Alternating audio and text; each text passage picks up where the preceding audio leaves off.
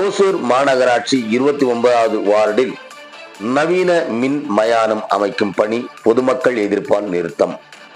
கிருஷ்ணகிரி மாவட்டம் ஓசூர் மாநகராட்சிக்கு உட்பட்ட 29வது வார்டு பகுதியில் முல்லை நகரில் ரூபாய் 1.50 கோடி ரூபாய் மதிப்பீட்டில் மாநகராட்சி சார்பில் நவீன மின் மயானம் அமைக்கும் பணிகள் நடைபெற்று வருகிறது.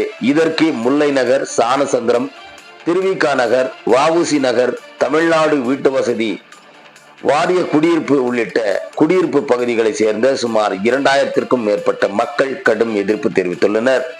மேலும் முல்லை நகர் அருகில் 1 கிலோமீட்டர் தொலைவில் உள்ள அலசநத்தம் பகுதியில் ஏற்கனவே மின் மயானம் செயல்பட்டு வருகிறது.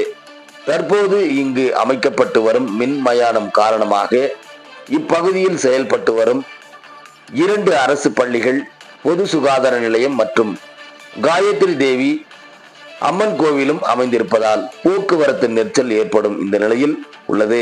மேலும் இந்த மயானத்தில் இருந்து வெளியேறும் புகையினால் பொதுமக்களுக்கு சுவாச பாதிப்பு மட்டுமின்றி சுகாதார சீர்கேடும், பொதுமக்களுக்கு இடையூறும் பாதிப்புகளும் ஏற்படுவதாக அப்பகுதி மக்கள் புகார் தெரிவிக்கின்றனர். இந்த மின் மயானத்தை மாற்று இடத்தில் அமைக்க கோரி கடந்த 1 மாதத்திற்கு முன்பு மாநகராட்சி கமிஷனர் ஸ்ரீகாரத்திடம் கோரிக்கை மனு அளித்தும் எந்தவித நடவடிக்கையும் இல்லை என தெரிய வருகிறது. இந்த நிலையில் இன்று மின்மயான பணிகள் தொடர்ந்து நடந்ததை அடுத்து ஓசூர் முல்லை நகர் குடியிருப்போர் சங்க தலைவர் ஜெயச்சந்திரன், துணைத் தலைவர் புலைகாதன் மற்றும் பொதுமக்கள் அங்கு சென்றனர்.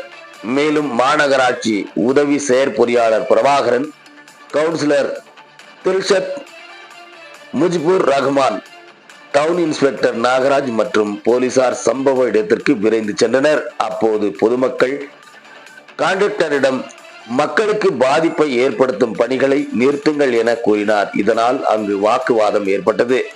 இதனைத் தொடர்ந்து மாநகராட்சி அதிகாரிகள் மற்றும் கவுன்சிலர்கள் பொதுமக்களிடையே சமாதானமாக பேச்சுவார்த்தை நடத்தியதை தொடர்ந்து நவீன மின்மயானம் அமைக்கும் பணி தற்காலிகமாக நிறுத்தி வைக்கப்பட்டது. இது குறித்து மாநகராட்சி 29வது வார்டு அதிமுக கவுன்சிலர் தில்ஷத் முஜிபுர் ரஹ்மான் கூறுகையில், ஓசூர் முல்லை நகர் பகுதியில் பொதுமக்களுக்கு பாதிப்பை ஏற்படுத்தும் நவீன மின்மயானத்தை இங்கு அமைக்க வேண்டாம். மேலும் இந்த பகுதிக்கு மிக அருகில் மாவட்ட தலைமை மருத்துவமனை கட்டப்பட்டு வருகிறது.